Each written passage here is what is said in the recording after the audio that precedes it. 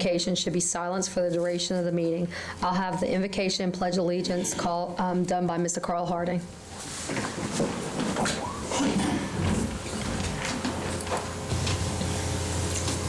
Heavenly Father, as I read in the book that Jesus wept, oh God, we come to the understanding that he wept because he had care and compassion. I asked, oh God, by way of that name Jesus, and through the power of the Holy Spirit, that you give us care and compassion as we discuss and take care of the affairs of the parish of Terrebonne. Oh God, we ask that your same Holy Spirit give us wisdom, knowledge, and understanding from on high, that the decisions that we make, oh God, will be not of us, but then that of care and compassion. We ask these blessings and all other blessings in your darling Son, Jesus' name. Amen. I pledge allegiance to the flag of the United States of America and to the republic for which it stands, one nation under God, indivisible, with liberty and justice for all.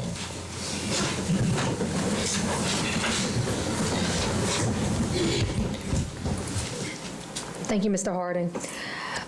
I'd like to call this special council meeting today on Wednesday, September 7th, 12 p.m. to order. And Mr. Keith, can we get a roll call? Yes, ma'am. Mr. Harding? Here. Mr. Michel? Mr. Armaday? Here. Ms. Domain? Here. Mr. Darren Guidry? Mr. Babin? Here. Mr. Dirk Guidry? Here. Mr. Trosclair? Mr. Navy? Or Dr. Navy? Madam Chairwoman, you have a quorum present. Item 1, a resolution authorizing the parish president to execute a professional service contract for Hurricane Ida-related temporary emergency generator power at the Homa Power Generating Station. So moved. Moved by Mr. Amity, second by Mr. Trosclair. Do we have any lights? I have one, please. Okay. You have a light here. All right. Mr. Michel, we're going to have Mr. Amity first, and then we'll have you second. Okay. Mr. Amity. Thank you, Madam Chair. So we got this information. We've been looking over it. Can I get somebody just to, for the sake of us who don't understand the grid, maybe Mr. Brown, and give us a layman's term, I guess, a simple term of what we're doing, why we're doing it. That way the public who's going to be watching on HTV and on our Facebook can get an understanding, and mostly so that we can have an understanding when our constituents ask us why we're spending this money. I think I got a grasp of it, but I really don't have the fullness of it, so if you could, Mr. Brown, I'd appreciate a little quick presentation. Thank you, sir. Ernest Brown, the Utilities Director. Yeah, I cannot hear Mr. Brown. Okay. Ernest Brown, Utilities Director, 301 Plant Road. As you know, the power plant was severely damaged during Hurricane Ida. So during our planning stages and moving forward, we looked at something that can satisfy the city in case of another catastrophic event, weather event or hurricane. Our city is fed by Energy's transmission line. So once, if that transmission line is damaged, we have nothing to serve our critical facilities. Usually our critical facilities are Terrebonne General, the water plant, and the Civic Center. So when we started talking to Royal Engineering, that was, one of the suggestions of getting something temporary to serve as a backup, just in case we do encounter another hurricane or some type of summer weather event. Whether if it gets cold or hot, MISO is the mid-independent system operator. They controls and regulates all of the energy and flow within the city and the state. So they would call on the parish to run run our generators to help with the voltage reliability and economics in the area. So we have this temporary generator is primarily for reliability in the area in case of emergency and any type of weather event that we can shore up our critical facilities and get some of that going within the parish.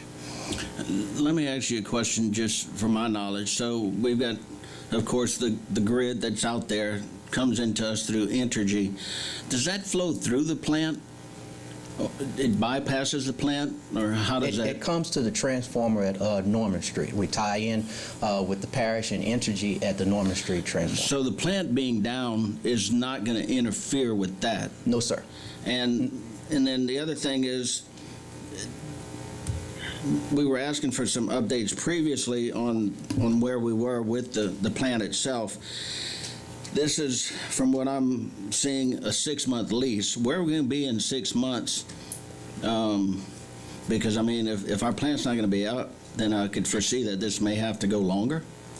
I'm not sure. That would be for the Royal Engineers. Yeah.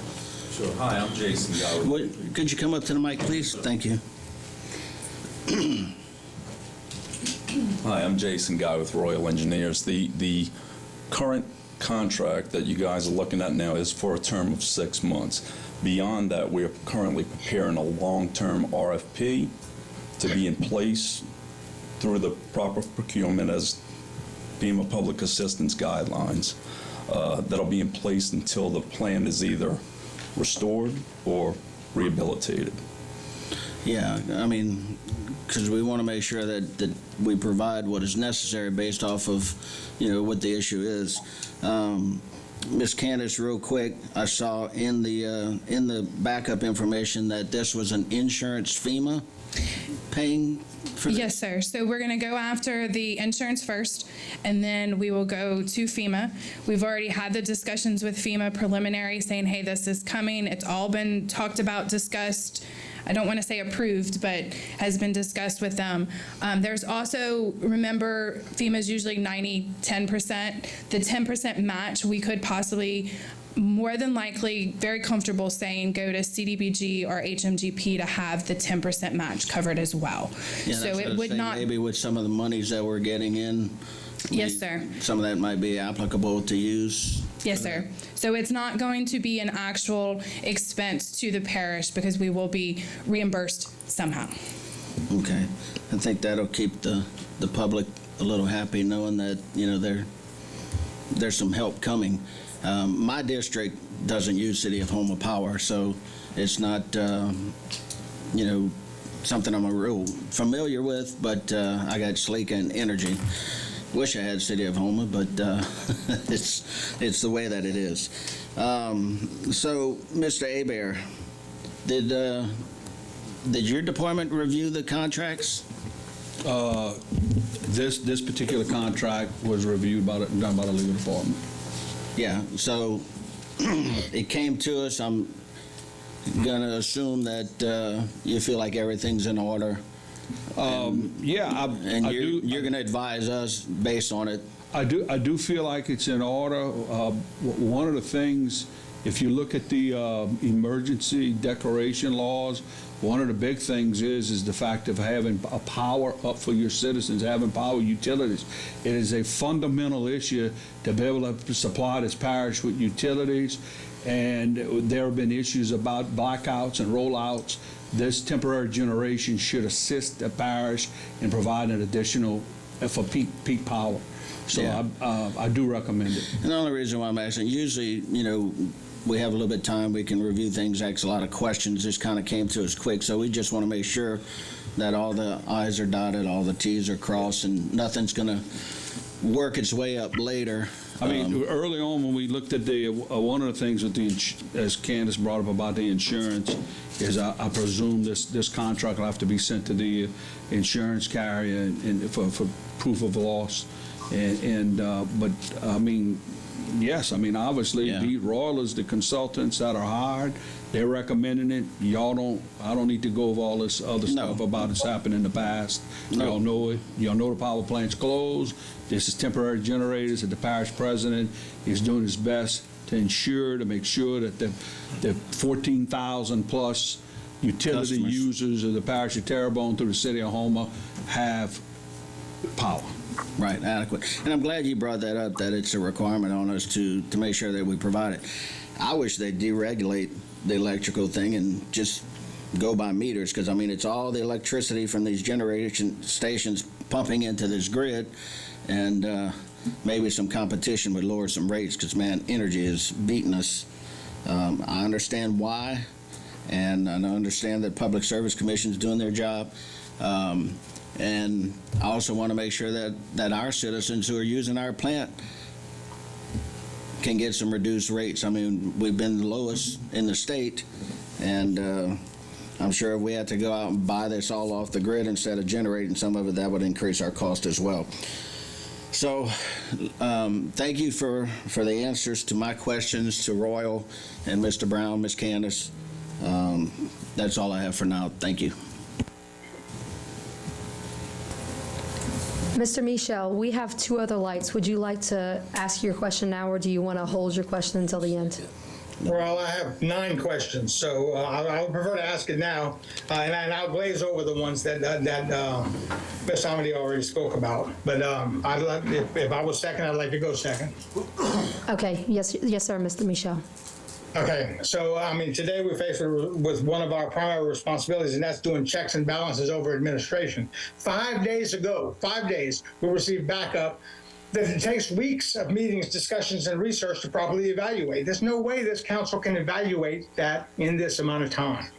We're being asked to approve a resolution that allows administration to enter into a contract that will result in about a $20 million per year expenditure. Just to place some perspective on that, the LEPA 1 obligation that administration has deemed the worst deal ever in the history of mankind is only a $4 million a year obligation. And I'm very concerned when the gentleman from Royal says that after 6 months we have to do an RFP. And if another company comes up with an RFP, we're gonna have to remove all those generators and put new generators. That doesn't make any sense that we would do a generator after the an RFP after the fact. So I don't know that this is a bad deal. What I do know is that we don't have enough information that's documented. All of the words are lovely, but nothing is documented in the backup, okay? So my 9 questions. Number 1, to what end are we spending this money on temporary power? Okay, why not just wait for FEMA to approve us to rebuild? Money would be better spent, in my opinion, leveling the current plant and starting with a more efficient plant. The word dire need. If all indication is that since we've made it through the highest part of the summer, the need is not there. I've spoken to several people who know much more about this than I do, and there's no one who agrees that we should be spending this kind of money. And if it is MISO's recommendation or requirement that we have this availability, and in kind we have to spend the money, then where is it in the backup? Where's the documentation? How are we funding this? I heard everything but a guarantee, okay? And when we're talking about FEMA and insurance companies, we need to wait until we have the guarantee on it. I don't think we need to be spending money until we have the guarantee or something in writing, okay? What happens after 6 months? We've already talked about that. Is there a financial gain to do this? If so, what is the financial projections? Where is the man from Royal is there, but my question was, where is the report from the consultant engineer? Why does this need to be done in such a rush? Why was the council not included in this process? We've been asking for updates for months, and we've been put off, and Mr. Brown has not been allowed to come to council meetings. Obviously, something was being considered, and no one wanted to include the council, and all of a sudden, right now, they want us to take immediate action, and it's dire need.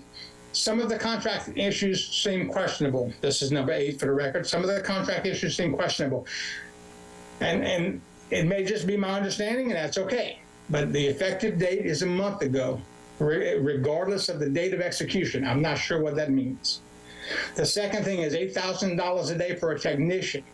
Is that every day? If so, that's another $4 million a year. If it's not every day, who decides? The next thing under the contract issues, 13 of the generators are over 5 years old. How much over? Are they 30 years old? Are they 8 years old? And then the last question, LIPA has the contract says LIPA has informally committed to facilitate discussions between Agreco and their subject matter. What does informally committed to mean? I don't understand these things. This was very vague information, and there's no documentation on the information, certainly as regards to the needs, as regards to the financial aspect of it, as regards to what's going to happen in 6 months. So I'd be glad to hear any discussion on that.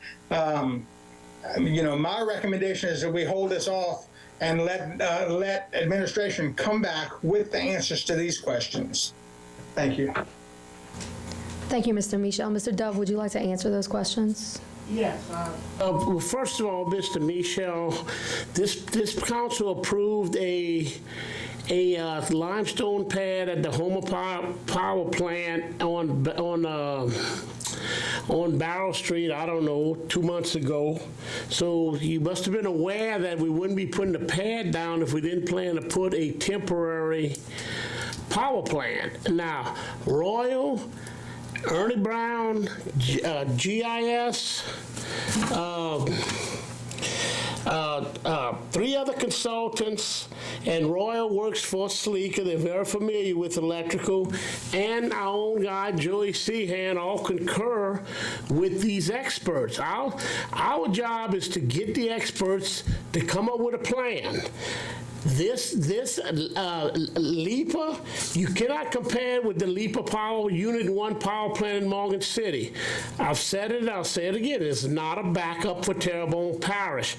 It's $4.4 million a year. You mentioned that, that's correct. But Terrebonne Parish taxpayers pay it. This is being paid by the insurance. This is being paid by FEMA, and also has mitigation money and CDBG monies if we need it. We have to do this, and the quicker we doing it, the better. We move this forward. We've got all the experts in this room. If you have any questions, this is what this meeting's about, to answer it, because we cannot wait. And if we start having brownouts in Terrebonne Parish, which is what can happen, and for the public who don't understand, a blackout is when you lose total transmission to a system. Brownouts is when we have to shut down certain parts of the power of the city because we don't have the necessary backup generation. And I repeat, LIPA Unit 1 does not generate electricity to Terrebonne Parish. That's why we have to put this plan in. The $1.5 million a month, I agree. I think I wish I'd have gone in that business. That's a lot of money. But these guys come in there, set up, it's paid. It's not going to be paid for by the taxpayers of Terrebonne Parish. And we cannot wait. We have to do that. This isn't just a feel-good project. And so also we have WKH is another electrical engineering firm that is involved with this, ChadNet Group. GIS, we have everyone concurring on this. I don't know what else I can do to bring the information forward. Mr. Brown, our utilities director, or I should say our department head, got up here and he explained it, and I think he was explained well. I don't know what more we can do. Thank you. Okay, everything he said makes all the sense in the world if it were documented. Okay. Mr. Michel. One other thing is, if it sounds like the big concern is what happens if another storm comes through or another event comes through and it wipes out the lines coming in. Well, if it wipes out those lines, what makes you think it's not going to wipe out the temporary facility? And all of this is good information, and I don't know who WKH is. They're not listed in the backup. Why isn't this stuff provided to us? That's the problem that I have. And I'm not saying we don't need to do this. I'm saying we need to have more information before we do it, and we need to put it off for a couple of weeks. Thank you. And I totally disagree. I think everyone in this room disagrees. I'm talking about the consultants, the experts. I'm told we need to do it sooner than later and immediately. And that's why I asked Darren Guidry, the council chairman, to call this special meeting. Is this we have to move forward with it. We have to move forward quickly. This is not my decision to move this quick. It is the recommendation of all our experts in this. Or we're going to get caught with power outages, or we can get caught with power outages in the city of Home and actually outside the city of Home, because the utilities goes further than that. Thank you. Mr. Babin. Yes, thank you. I think Gerald had some very legitimate questions. I have a few more. One of them, and Candace, you alluded to it, that you felt good that FEMA was going to back this up. Gerald keeps talking about documentation. I would like to see some documentation also, okay? I mean, in the past, FEMA has always done that. And I'm not going to get off on it, but we have some other projects that I've asked why we couldn't get them started, because we said we had to fill out some FEMA paperwork. Is that entirely different than this? Because the paperwork, it seems like to me, if FEMA is going to pay for utilities or pay for the other thing that I'm talking about, the same principle applies.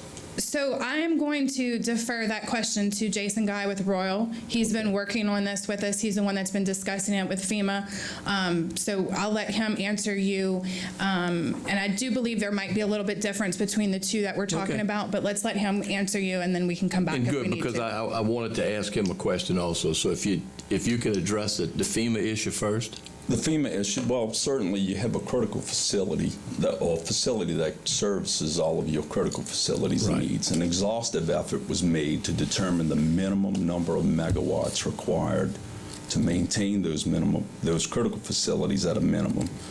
The professional engineer of record, which is YKH and GIS, worked with Mr. Brown and his department to determine what are those minimum requirements. Your power plant had 86 megs at a capability, and we're putting 20 megs that was the question. Okay, so it's going to be able to provide 20 megs of power, which is a minimum to service those critical facilities or address load shed requirements if it comes up in terms of an ice storm during the winter or heat wave, if there are power spikes that regulate that voltage.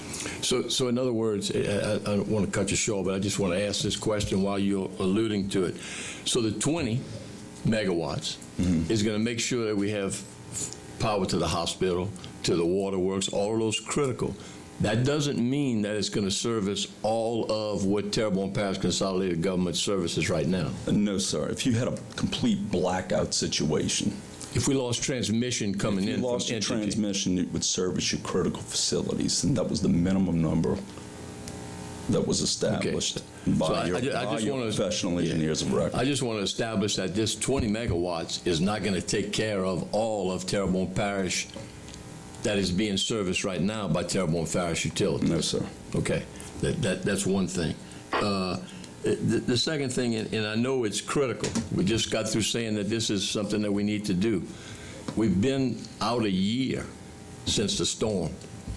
It has taken that long to determine that we have a critical need and to do something like this? Well, in conjunction with the determination of the temporary needs, the professional engineers have also done an exhaustive effort to determine all of the damaged elements to the power plant itself.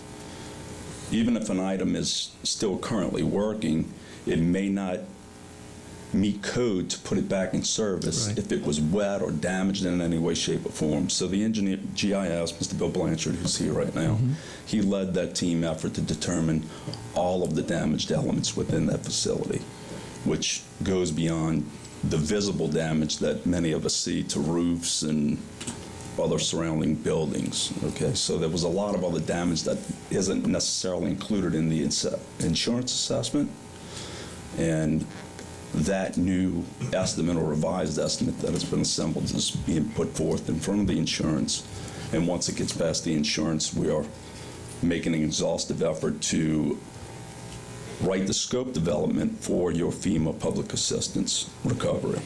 Okay, along those same lines then, in no way, if FEMA pays this, let's assume FEMA is going to pay it. If FEMA pays this, that in no way has any reflection that if we have to rebuild the entire plant. Because FEMA, I mean, I've heard the number $100 million to replace the plant. Well, there's two separate things. So FEMA will pay for any temporary facilities that are required to put in place during a reconstruction or a complete rebuild. No different than a building that was damaged at the South Campus facility for Public Works. You're going to have a temporary trailer that's put in place there to house those employees and operate out of that facility until the new building is reconstructed. In terms of the power plant, if there's a 50% rule that applies with FEMA, once a facility is considered substantially damaged or beyond 50%, it is eligible for a complete replacement to current codes and standards. So not even a replacement in kind, but a more state-of-the-art facility. So that would be, I mean, if you have a $100 million rehabilitation, it would certainly be in the best interest of Terrebonne Parish to pursue the replacement of that facility to current I just codes wanted to and make sure standards. that one did not reflect on the other. It seems like it's two separate parts. One's an emergency, one is a 50% more. I mean, we have that same rules here in Terrebonne Parish with when the homes are destroyed. Okay? Yes, sir. It's two separate projects, if you will. As long as it's two So separate projects. Yes, sir, it is. Because again, I don't know if it's $100 million. That's the number that you've been hearing out here. Okay, Right. that is going to be about $100 million to replace it. But the main thing I wanted to get across was that this 20 megawatt is not going to service all of what we're servicing right now with a 60 plus or 80 megawatt plant that we have here, okay? If a transmission line coming from Entergy is disrupted for some ungodly reason, our critical facilities will be covered, but not anything else. Yes, sir. I understand there was an incident a few years ago where a jack-up barge or something or other had knocked out the transmission line between the Norman Street substation and the Barrow Street substation. In this capacity, these temporary generators would service all of your critical facilities only during that quote-unquote blackout on the west side of the home. So with that being said, this is not going to be a revenue generator at all. This is just an emergency to cover these particular emergency situations. Yes, sir. Facilities, I should say, Yes, not sir. necessarily situations. And do we have an obligation to MISO to do this?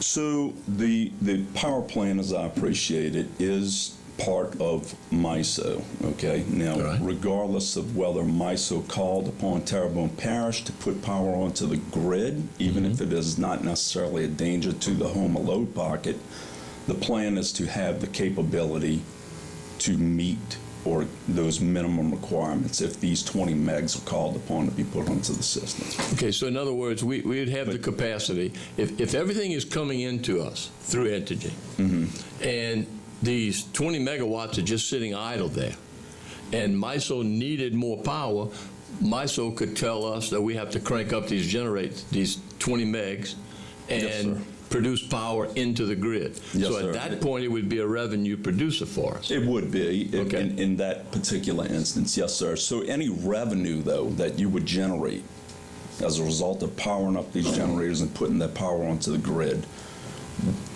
a certain large portion of the value that you would generate would go back to FEMA. It would be deducted.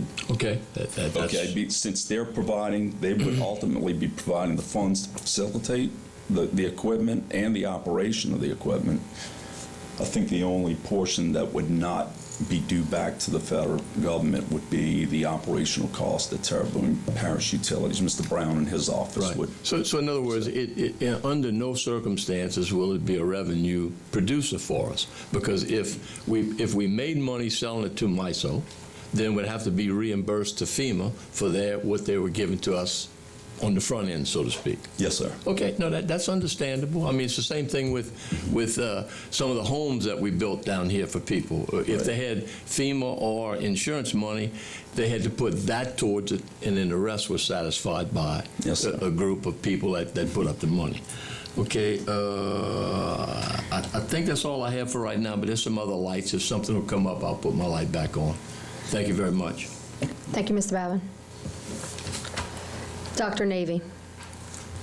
There's several reasons why I really support this process, because I'm just going to refer to two documents. One is the National Disaster Recovery Framework, and the other one is the National Response Framework. That is two documents that Homeland Security actually use in this kind of mitigation process. You all have done a mitigation assessment of the process, saying that what we need, and these documents talks about pre and post and what needs to be done when a catastrophic event such as this one hit the parish. So to me, you have done that. You do your due diligence on that. I appreciate that, Mr. Brown, on that. So I do feel that we do need to support this process, because this is what exactly was going on. These catastrophic events such as Ida has impacted our generator, our capacity to do what we need to do, so we need to address it. Not just from these 9 members, but for the people that we represent. We don't want to encounter this situation ever again.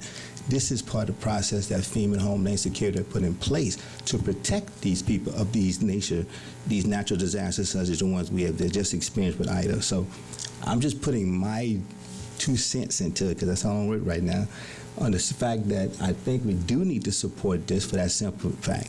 I know money is issues, but if it's coming from FEMA, it's not coming out the taxpayers' dollars. Let's do what we can to protect these people, because a natural disaster, another one, will come. And you have to plan. We have to plan.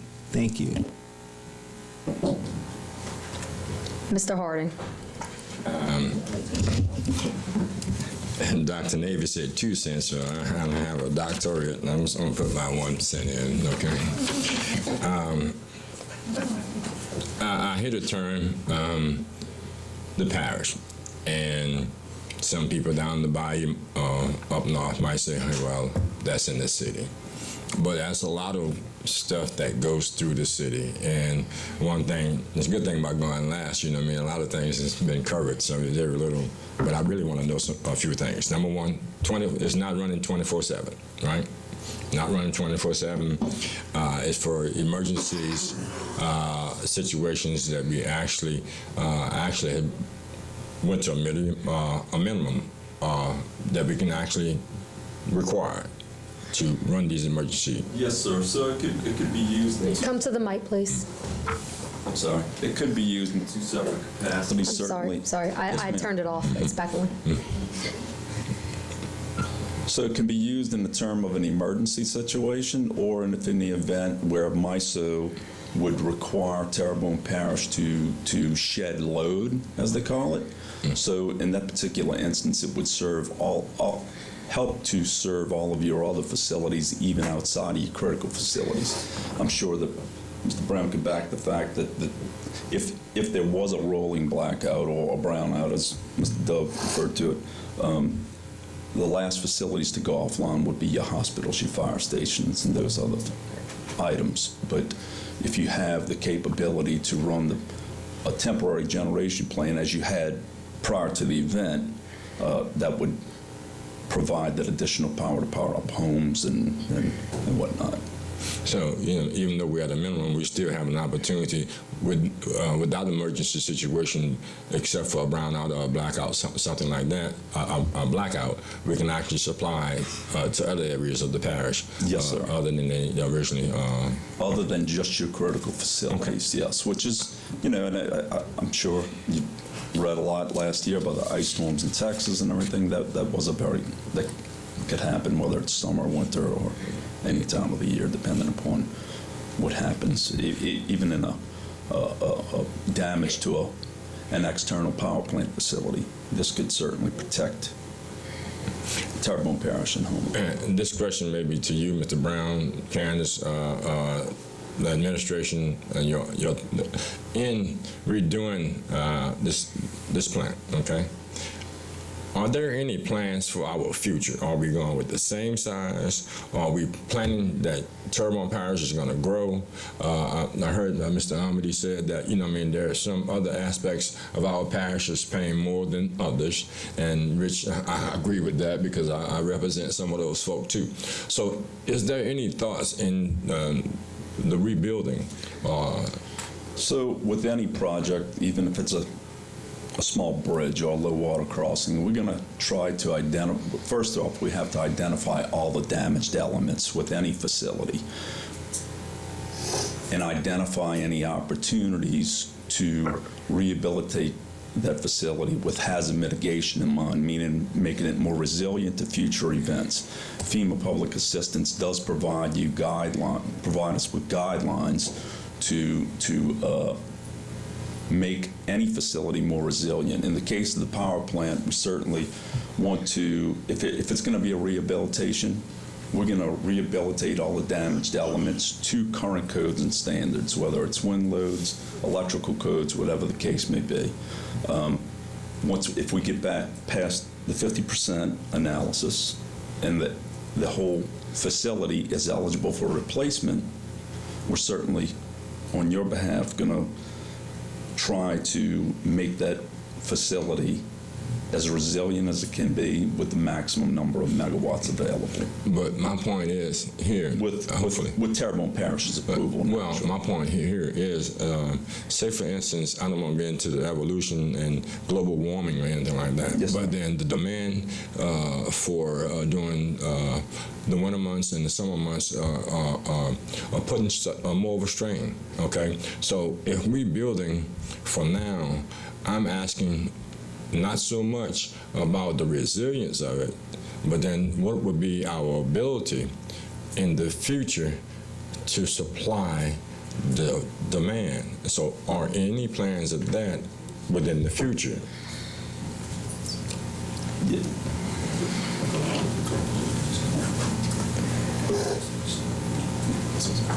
So whenever you do the I guess the future plans of the plant, we would have to involve MISO. They do system studies, capacity studies, and they would, determine what would be the appropriate size plant for this area to be able to serve the load and in the future. Yeah, and I'm just putting it out there for the best bang for the buck, because one of the concerns here is with my colleagues and some of the people that are within the parish. I'm not just talking to you, I'm talking to everybody in this room and everybody that's listening, so I'm looking directly at you. So what I'm saying is the fact that they want more bang for the buck. So if we're going to actually make an investment, that investment should be farther into the future, and that's the only suggestion. That's why I asked that question. Yes. It's not nothing directly at you or anybody's ability. I'm glad you're there at the moment. And Mr. Harding, I believe Mr. Dove wants to answer that question as well. Coley, it's a very good point. I've directed Tanner Johnson with Mary Landrew's office, Chris Pulaski, Jennifer Jaboski, along with Candace has been working with them, along with CSRS and our other consultants, to look into going to at least 100 megawatt facility. Two things: we're presently designing and building. Which we had just awarded Industrial Road Pump Station and the Barrow Street at 311 Pump Station, and they all gonna be electric pumps. So we anticipate more of a need than what we have, and we're using that as a basis, besides everything, to go and ask FEMA for more, for a bigger plant. So we think we've put together a pretty big program, and Candace was involved with it, and to do that exact thing. I can't promise anyone we'll we'll get anything more than 80, but I believe we have a good shot to get 100. So does our consultants, Tanner Johnson and Mary Landrew and them, and so they're working it from the lobbyist end on us, along with the technical end, and so no, we are definitely working on that. It doesn't make any sense to build back an 80 megawatt plant if there's any chance of getting 100. And I'm pulling 100 out the air. They may come back with a 95 or 105, but we are definitely working on that. It's a good question. Ms. Molden. Yes, thank you. Just to elaborate a little bit of what Mr. Dove said, we are working with all of the consultants to try to find the funding sources. Once we have a plan in place, we will present it to the council as far as that. But right now, it's just everything's kind of everywhere and up in the air for the repairs and the replacement part of the power plant. But we are looking for the funding sources. We want to make sure we can get it paid for through federal funding. Okay. In the contract, they, again, about money, they said in reference to a supervisor or whatever, a representative from the company, okay? Now, are we going to have any employees that's operating this? No, sir. It's going to be completely operated by Greco, and that $8,000 per day fee would be if in the event that the generators are required to be put in service. So that'll be on a per diem basis for the operation of all the facilities that are installed. Yeah, because I didn't want our employees to be working on the operation. I think I kind of got it crossed up a little bit, because when it says that anything that goes on in there, that we're going to be responsible for it. So, you know what I mean, is the parish going to be responsible for any of y'all mishaps by maintenance problems or anything like that? That's what I'm just reading out of this. No, sir. I think we made a lot of clarifications with Ms. Neal, Jules, Ms. Candace to ensure that those terms and conditions were ironed out properly in the contract, and the parish would not be operating those facilities. So the responsibility would be totally on you guys if something goes on, because we don't want to be on a Greco. Yeah, okay. Yes, sir. All right, and I would like to also know, because we're dealing with a time frame, because we're looking at phase 1, phase 2, and phase 3. Okay, phase 1, at the completion of phase 1, $1.807 million, and then there's a little space here between phase 2 and phase 3 in the time frame, and it does affect how much money that we would actually pay between that time, because it does say when phase 2 is started, we have 6 months to actually have a payment, I think of $420,000. But then how much time are we estimating from beginning of phase 1 to get to phase 3? Because time is money. Right. If it's going to take approximately 60 days from the notice to proceed date in order to have this plant fully operational. There are critical pieces of equipment that are required, remote terminal units, metering. There's a lot of specialized equipment, including the mobilization of these large temporary generators that need to be placed.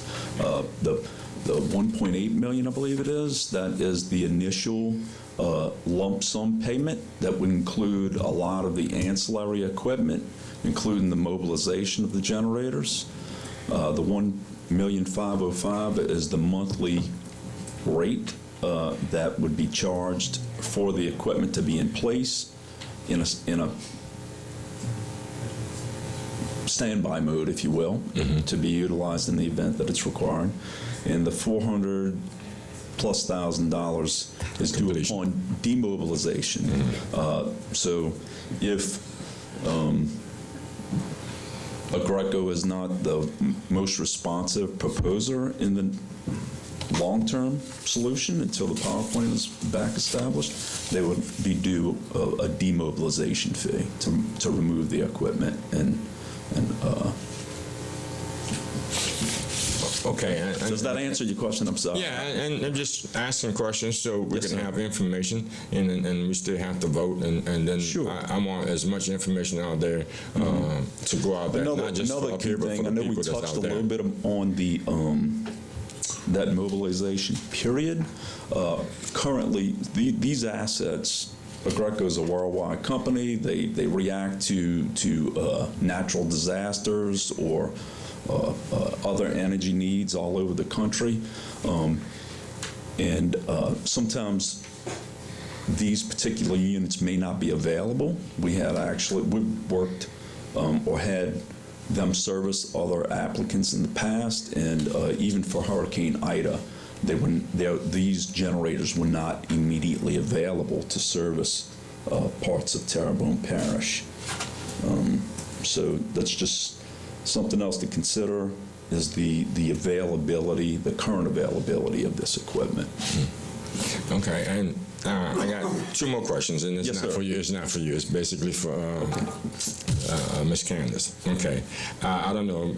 I may have added wrong. I got 1.2 million roughly within this process that we're actually dealing with, and I guess at the end of my trying to get some more information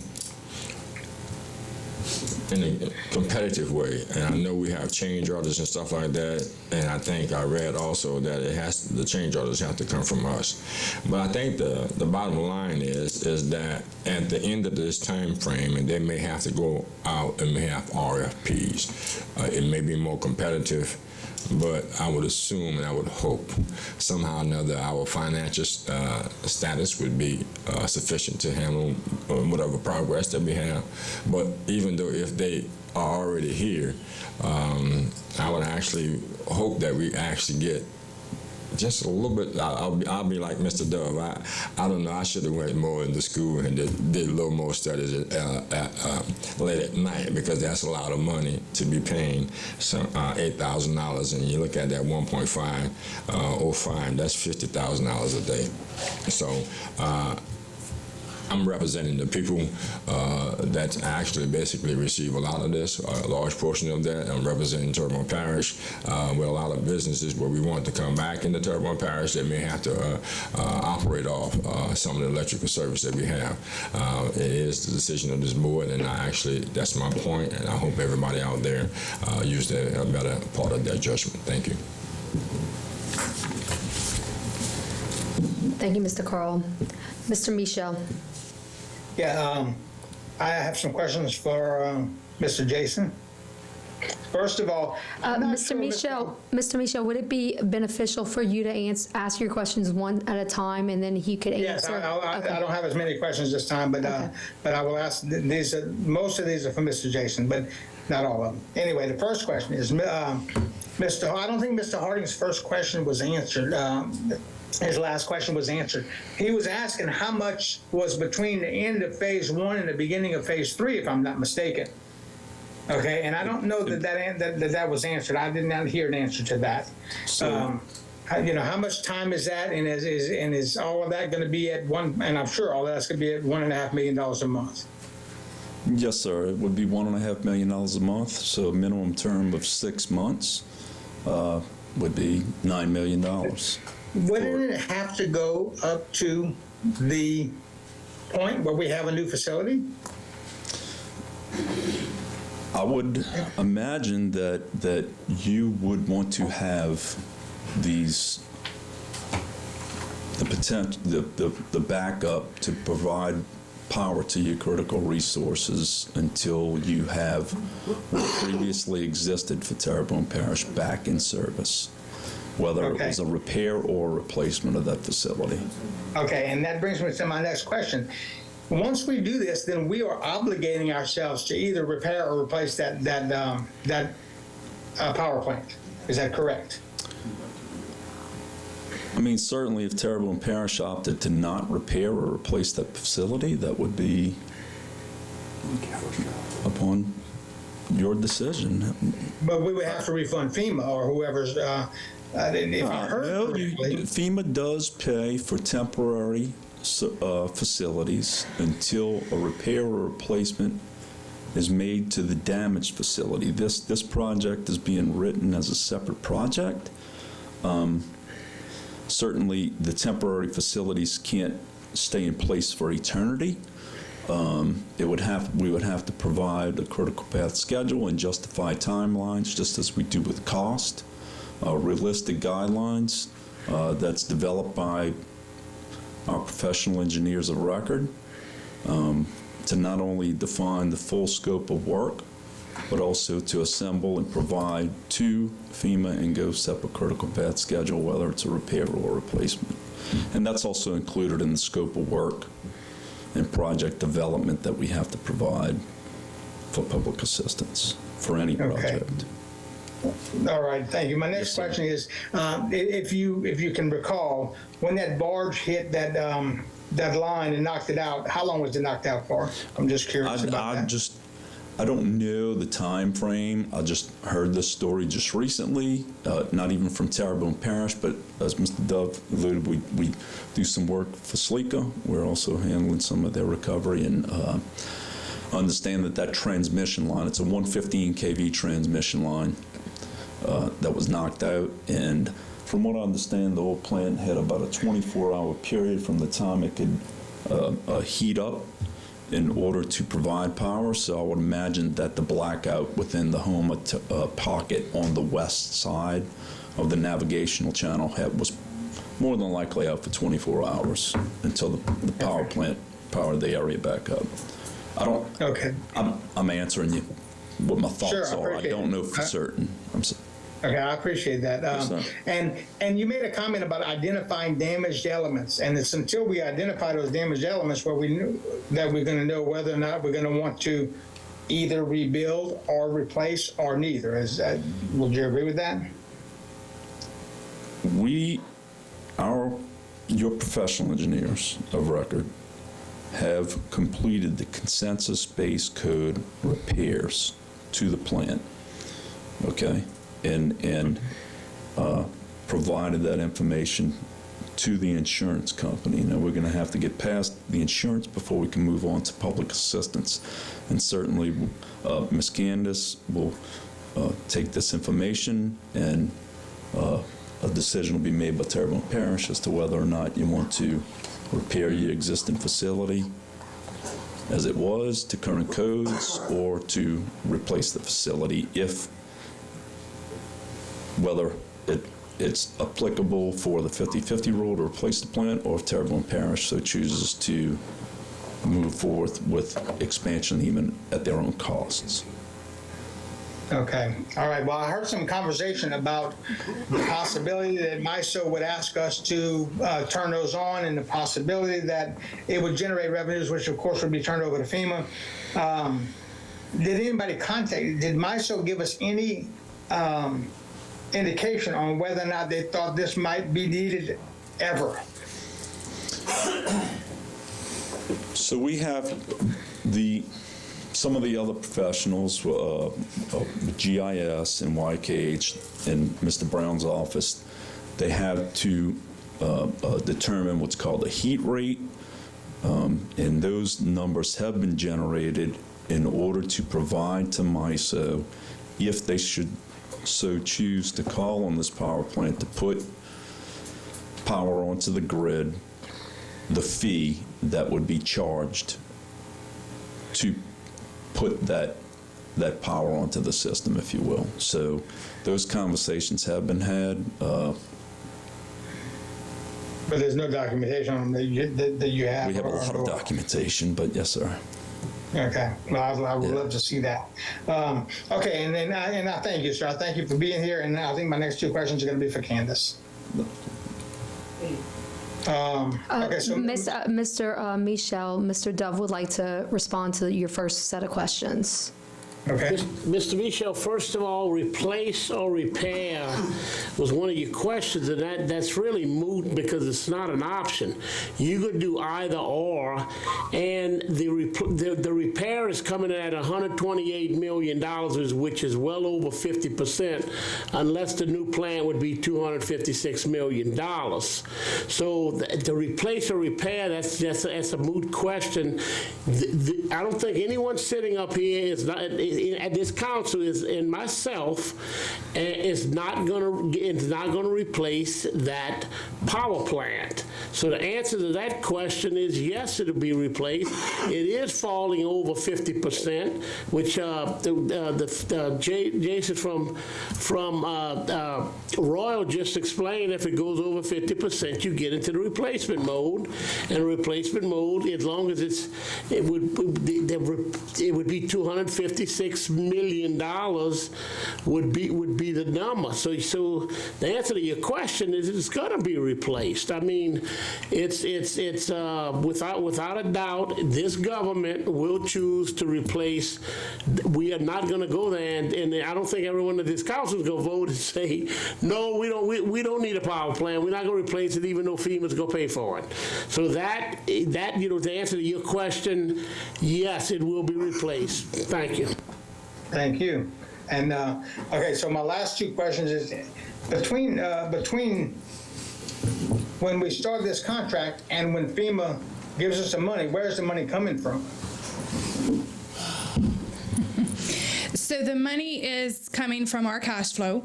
Hopefully we'll have some of those recovery bonds that we had issued that we can use based on some FEMA reimbursements. The whole purpose of us doing it the way that we have done it as well is to reduce that time period of when we submit it and when FEMA returns it to us. So it's taken us a little time to get here because we have been narrowing down everything, make sure everything's in place, so that way when we have that first month come in, we can immediately pay it, immediately get a reimbursement, and go from there.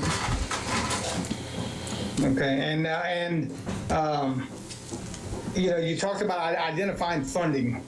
To me, that's when we need to be doing this. Is after the funding is identified and we can document that. I mean, we're putting all of our eggs in insurance companies and FEMA, and that's just kind of scary to me. And I'll tell you this though, after this discussion, I am certainly more apt to think that this might be a good thing to do, except for the fact that we're using government dollars, which is just money out of my other pocket, okay?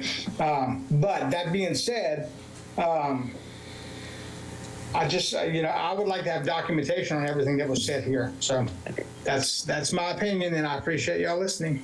Thank you. Mr. Babin. Yeah. Just a couple of statements and maybe one or two questions. When we talked about growth, and we talked about we have, a 60 or whatever our generating power was, to 100 or 105, then that growth has to be within our area that we service right now by industry coming into that. We're not going to suck up some of Entergy's area. We're not going to get any of Sleeker's area. So it's not like we'll be able to service by DeLorge or Gray or Gibson. We're talking about growth just within our geographic area that we service right now. Is that correct?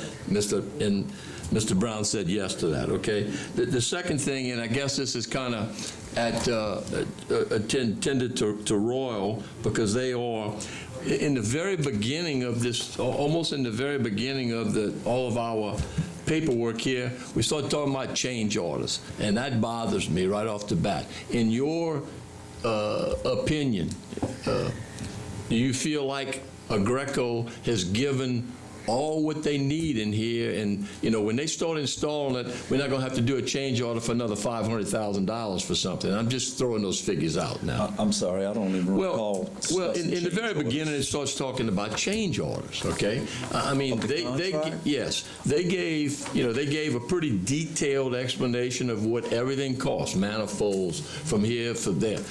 But then we talk about in the contract change orders right off the bat. And I just, again, I felt maybe in the past and maybe in the future, we may bid on things and then they come with a change order right after. Do you feel, in your considered opinion, they gave us a good appraisal of what it's going to cost to get this operational?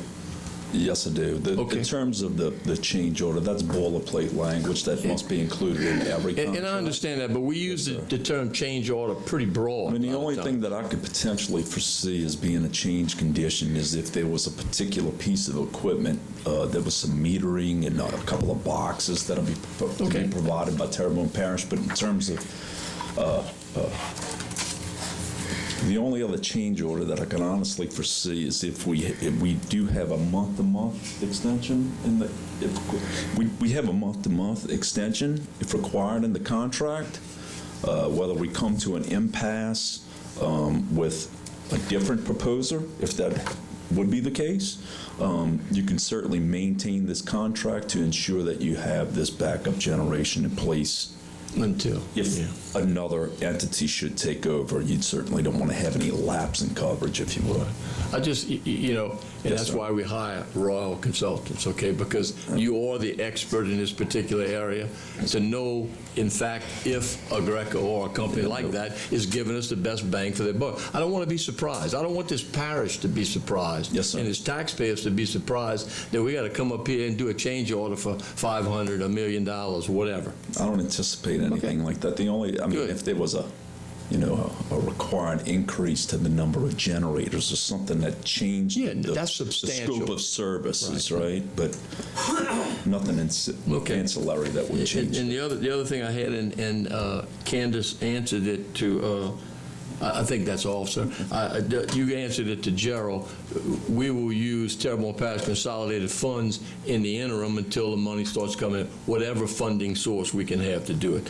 And then the last and final thing is I just want to remind everybody in the parish that this 20 megawatts is not going to take care of all of the needs of the people in our service district if we had some kind of catastrophic disaster. It would take care of the critical infrastructure.